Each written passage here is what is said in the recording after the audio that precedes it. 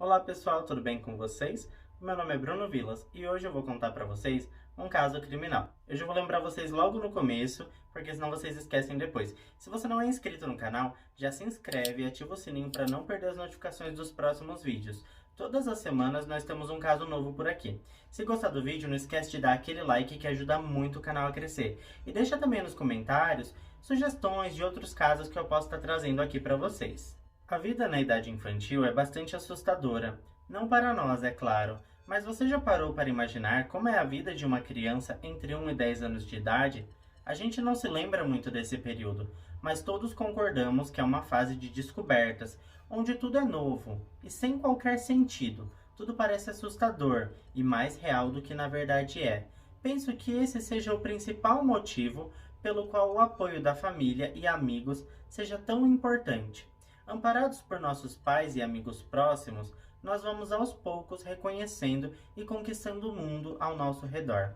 Infelizmente, não foi assim a infância de Mary Flora Bell. Mary Bell nasceu em 26 de maio de 1957, na populosa cidade de Newcastle, na Inglaterra. Sua mãe chamava-se Beth e era uma prostituta que trabalhava 7 dias por semana, principalmente fora de casa. Além de levar uma vida bastante fora dos padrões da época, Beth também tinha sérios problemas com drogas. Beth estava sempre ausente de casa, ora trabalhando, ora se drogando, ora arrumando confusão com conhecidos. E por conta disso, não era incomum vê-la em uma delegacia dando queixa sobre uma confusão qualquer que tenha acontecido em seu convívio. Beth era muito conhecida na região, e não por ser um exemplo de mãe. Muitas vezes essa ausência toda ia mais longe do que se possa acreditar. Por diversas vezes, Beth esteve na Escócia por vários dias, sem qualquer contato com a família. O pai de Mary se chamava Billy Bell, e como se pode imaginar, a paternidade dele não era confirmada.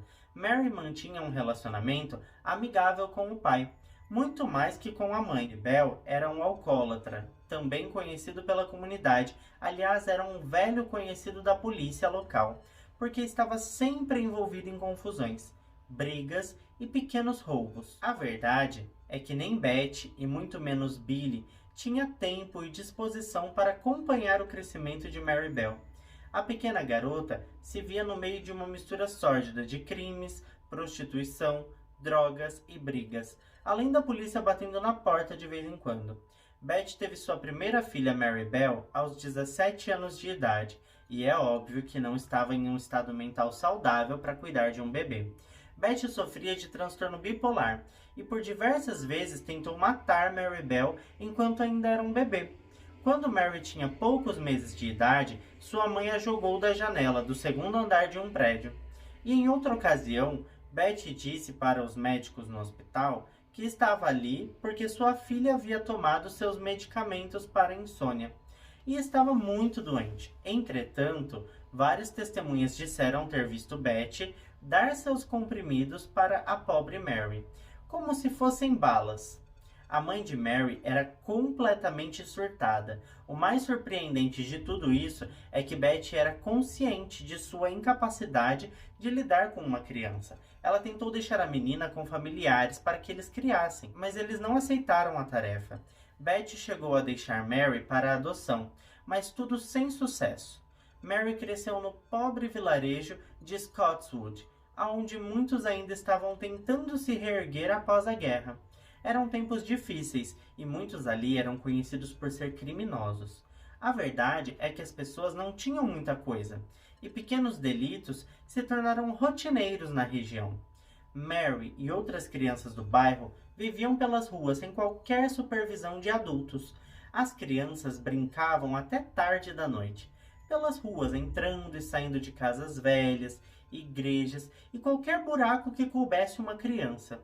Nunca tinha qualquer adulto observando. Assim como Mary Bell, outras crianças também eram filhas de prostitutas e seus cuidados maternos definiam-se apenas como o completo abandono.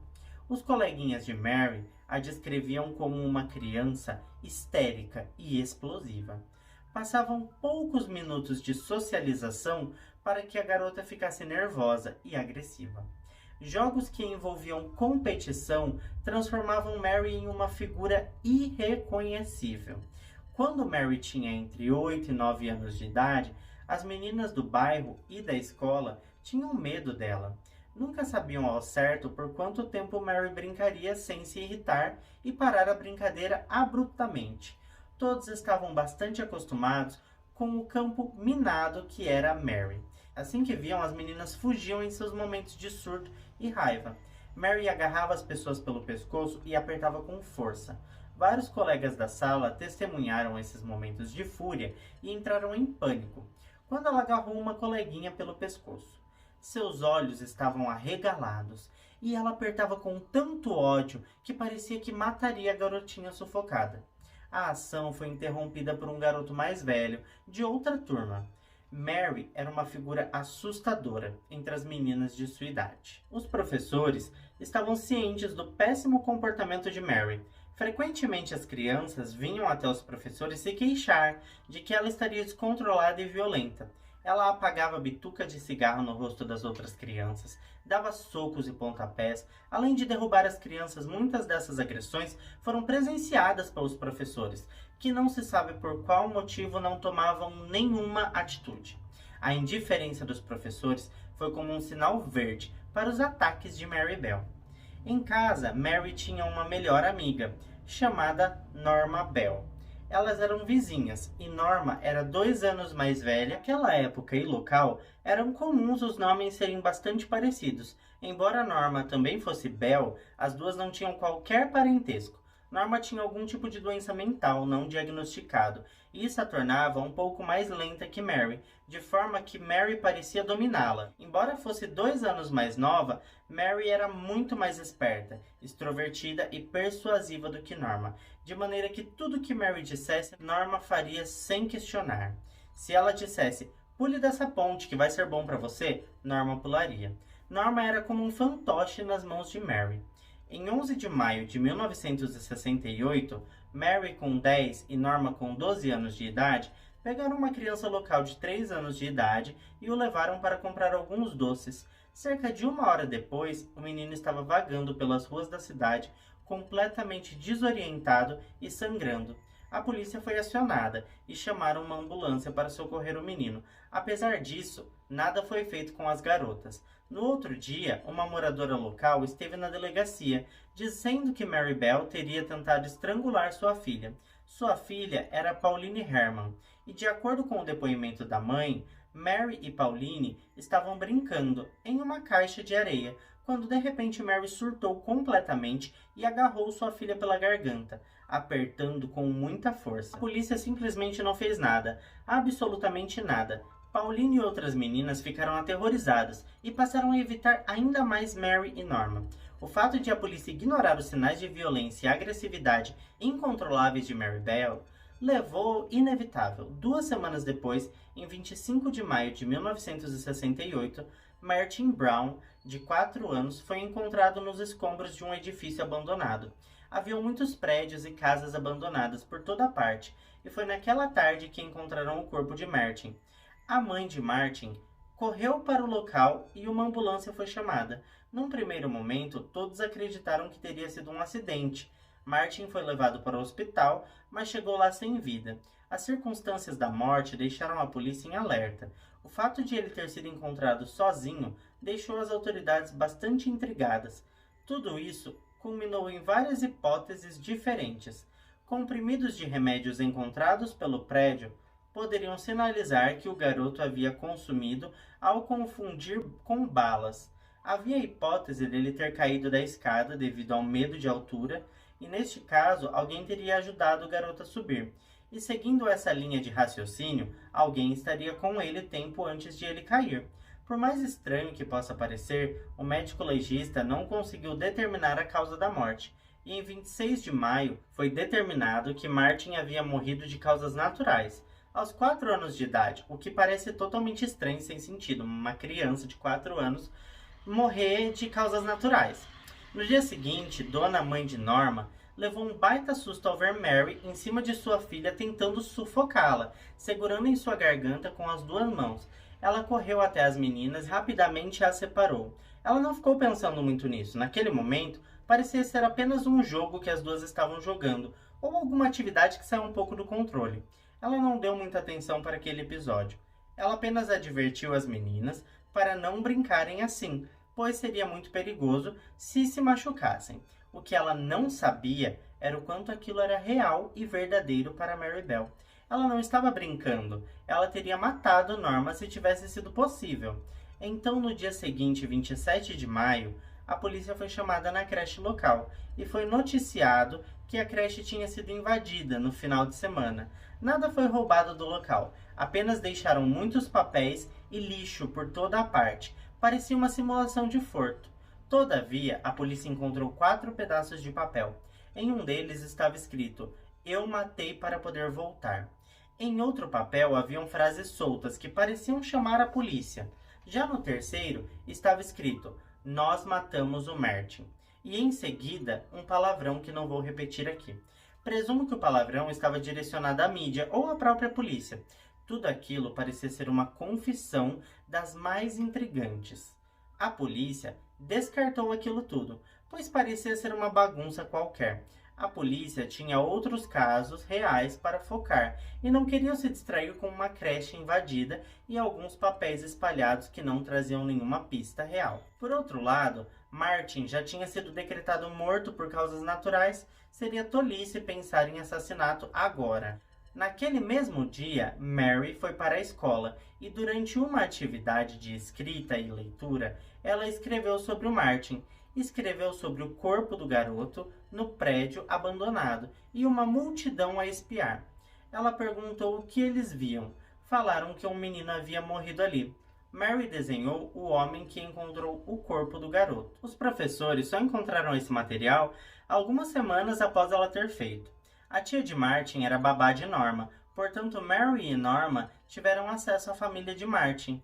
Mary começou a questionar a mãe de Martin, perguntando como ela estava, como se sentia a falta do menino, se estava com saudades de Martin e como era viver sem o garoto. Ela não desconfiou de nada neste momento, muito pelo contrário. Achou Mary uma criança sensível por demonstrar interesse no sofrimento de uma mãe que acabou de perder o seu filho. Antes do funeral de Martin, Mary e Norma estiveram na casa de sua família e pediram para ver o garoto. Esse pedido deixou a mãe de Martin bastante desconfortável. Afinal de contas, as meninas sabiam que ele estava morto. Ela lembrou as garotas disso, embora fosse muito doloroso dizer. Mary então respondeu: "Ah, sim, eu sei que ele está morto. Eu quero ver como ele fica no caixão". Essa atitude foi bastante suspeita e inesperada. O tempo passou e a vida correu seu curso natural. Nas semanas que se seguiram, a prefeitura fez uma força-tarefa no bairro para demolir casas e prédios velhos, a fim de tornar a vizinhança mais segura para as crianças. Em 31 de julho de 1968, Mary, Norma e um monte de outras crianças se reuniram para assistir às demolições, e lá elas começaram a brincar com Brian Howe, de 3 anos de idade. Elas levaram Brian para longe dali, para brincar em outro lugar. Naquele mesmo dia, Brian desapareceu. Ao final da tarde, ninguém tinha notícias de Brian. Ele poderia ter se perdido, poderia ter se machucado, qualquer coisa poderia ter acontecido. Muitas pessoas vieram até a mãe de Brian para oferecer ajuda, na procura pelo garoto, incluindo Mary e Norma. Aquela noite, o corpo de Brian foi encontrado em um campo próximo à linha do trem. Ele estava seminu e era óbvio que tinha sido assassinado. Ele teve parte do cabelo cortado e espalhado por seu corpo. Suas pernas foram perfuradas, aparentemente com o mesmo material que cortou seu cabelo. Uma tesoura, aparentemente. E a causa da morte foi estrangulamento. O corpo de Brian foi perfurado após ele ter morrido. Todavia, o estrangulamento não foi descoberto de imediato. As marcas sugeriam que o estrangulamento tenha ocorrido aos poucos e não de uma só vez. Esses detalhes levaram a polícia a acreditar que o autor seria uma pessoa mais fraca, como uma criança, por exemplo. A autópsia mostrou um ferimento muito profundo e a letra M cravada até o estômago de Brian. Analisando cuidadosamente os detalhes da gravura, os peritos, juntamente com os médicos, chegaram à conclusão de que o M foi gravado em duas partes, ou seja, dois momentos diferentes. Houve também fortes indícios de que a princípio era um N e que em seguida foi transformado em um M. Dadas as semelhanças entre a morte de Brian e Martin, a polícia resolveu reabrir o caso de Martin imediatamente. E com isso a causa de Martin deixou de ser causas naturais e passou a ser não declarada. A partir daí, uma nova investigação se iniciou. Pouco tempo depois, a morte de Martin foi declarada como homicídio e a polícia finalmente admitiu que estavam procurando por um assassino em comum para os dois casos. As autoridades locais informaram ainda que estavam à procura principalmente de uma criança. Mary e Norma demonstraram um interesse em comum pelo caso. Em todas as coletivas e entrevistas que eram feitas em locais públicos, as duas sempre estavam presentes e atentas a tudo que era dito pelos investigadores. Eles disseram que sentiam como se Mary acompanhasse cada passo que eles davam. Cada ação que eles tomavam era cuidadosamente acompanhada por Mary Bell. Mary não conseguiu resistir às tentações que vieram nos próximos dias. Ela não conseguia se ver longe de confusões. Ela estava sempre envolvida com brigas e era orgulho pessoal a contagem de cada pessoa que ela esgoelava na praça, no bosque ou mesmo na rua.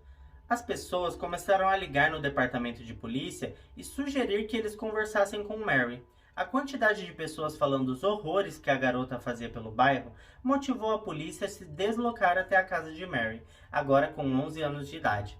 A polícia foi até a casa dela, mas foram recebidos por Billy, seu pai, que não autorizou que eles falassem com a garota. Ainda assim, nessa mesma semana, a polícia teve a chance que precisava. A família de um garoto procurou a polícia, dizendo que seu filho tinha testemunhado a morte de Brian. Esse garoto tinha 9 anos de idade, mas devido a problemas mentais, era como se ele tivesse apenas 4. Portanto, ele não tinha capacidade de julgar a gravidade do que ele tinha presenciado e ficou em silêncio por muito tempo. Até certo dia, onde ele, conversando com seus pais, acabou contando alguns detalhes. Seus pais então o levaram para falar com a polícia, e em conversa com os investigadores, ele contou que viu Brian se queixando com Mary Bell de uma forte dor de garganta. Mary disse a Brian que poderia ajudar. Ela então começou a massagear a garganta de Brian, muito lentamente, e de repente ela parou e começou a apertar com muita força. E assim permaneceu segurando até que Brian viesse a óbito. Com esse relato a polícia trouxe Mary e Norma para serem interrogados. Durante o dia, elas passavam por interrogatórios e à noite eram enviadas para abrigos sob custódia da polícia, longe uma da outra e longe de seus pais e familiares, para que não fossem influenciadas e a investigação não fosse contaminada. Em um desses interrogatórios, Mary tentou culpar Brian da própria morte, o que trouxe bastante estranheza. Ela disse que viu o garoto brincando com uma tesoura.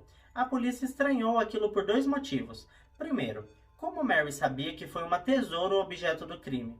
Os detalhes do crime estavam sob sigilo policial. E segundo, como ela poderia supor que ele se machucaria tanto a ponto de morrer?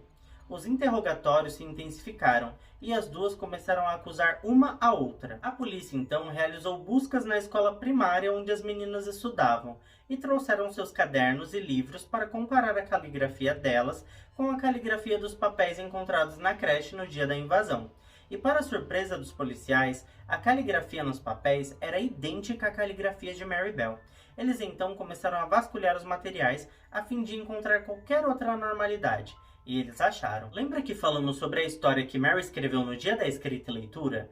Ela escreveu um texto sobre a morte de Martin e fez até um desenho um dia após o assassinato. A polícia encontrou esse material e a grande questão é que Mary conta detalhes de como e com o que o corpo de Martin foi encontrado naquele dia. Detalhes que inclusive nem tinham sido divulgados pela mídia naquela época. Ou seja, a única maneira dela saber tudo aqui seria estando na cena do crime. Os investigadores então ligaram todos os pontos, testemunhas e provas periciais. E em 8 de agosto de 1968, acusaram formalmente Mary Bell e Norma Bell pelos 2 assassinatos. O julgamento começou 4 meses depois. Tanto Mary quanto Norma se declararam inocentes e culparam uma a outra. No decorrer do julgamento, o juiz fez diversas perguntas a Mary, baseado em testemunhas e documentos coletados pela polícia. Em determinado ponto, ele perguntou a Mary se ela já tinha estrangulado algum animal. Ele disse ter evidências de que Mary, no passado, tinha estrangulado até a morte pequenos animais, como pombos, filhotes de gatos e filhotes de cachorro.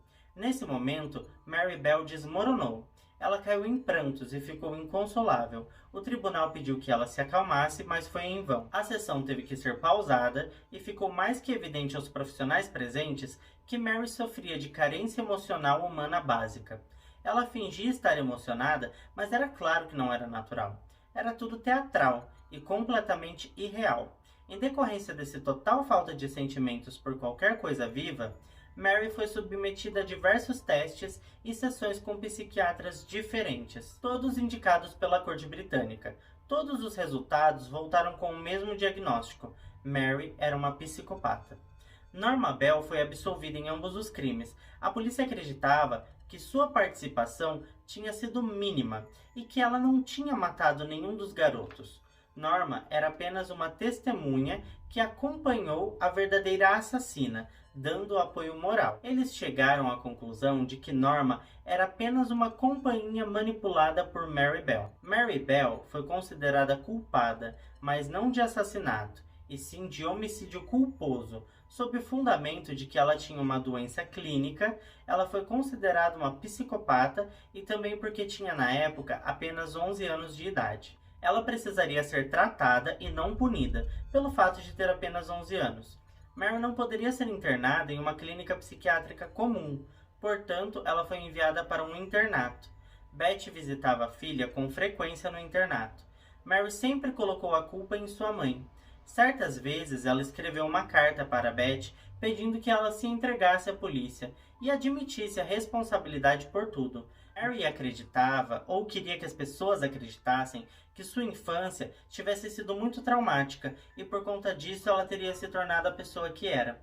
Beth desabou com toda a pressão de ter uma filha assassina internada. Ela afundou de vez no álcool e nas drogas. As pessoas acreditavam que Beth, na verdade, sofria com as críticas à sua imagem e que não estivesse realmente preocupada com Mary Bell. Para conseguir dinheiro, vendia entrevistas e materiais que fossem valiosos para a mídia. Após alguns anos, Mary foi para algo que chamamos de regime semiaberto. Nesse sistema havia pouca supervisão. As pessoas que conseguissem emprego poderiam trabalhar, por exemplo. Em 1977, aos 20 anos de idade, Mary fugiu. Foi encontrada logo em seguida e ficou em regime fechado por 28 dias. Em 1980, após cumprir 12 anos por seus crimes, Mary foi considerada uma não ameaça à sociedade e foi liberada para seguir sua vida em liberdade. Ela conseguiu o anonimato completo e passou a viver sem ser reconhecida pela sociedade. 4 anos após ser solta, em 1984, Mary teve uma filha. Sua filha foi beneficiada pela justiça com o anonimato até os 18 anos de idade. Mary não planejava contar nada sobre o passado à sua filha, até que em 1998, quando tinha 14 anos de idade, repórteres descobriram onde viviam as duas e foram até elas. Mary fugiu com sua filha, mas não há tempo de evitar uma foto. Sua filha foi fotografada e Mary entrou na justiça para tentar um anonimato vitalício da garota. A corte então concordou com ela e concedeu à garota o anonimato por toda a sua vida. Muitos escritores criaram material em torno da vida de Mary Bell, mas um deles me chamou bastante atenção. Um autor pagou 50 mil libras a Mary Bell para que ela contasse detalhes de tudo que se passou, e na verdade isso é um imenso absurdo.